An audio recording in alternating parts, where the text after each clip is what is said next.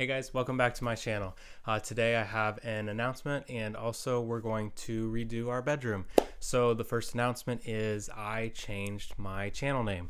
Yes, so I changed it to You Can TV. So I wanted to change it to broaden the type of videos I would be able to make for you, which includes some home improvement style videos. I wanted to do some how-to videos on things you could do for your home or outside your home. And I felt like with just the woodworking name, I couldn't branch out to that. So I will still be doing woodworking, but I'll also be doing some of those kind of videos, hopefully get you some inspiration and who knows, maybe some other things along the way. Today we're gonna do a bedroom renovation. We got a new bed frame. We're gonna do some things to the wall and make our bedroom look a lot nicer, and we're so excited to do that. So let's just get to it.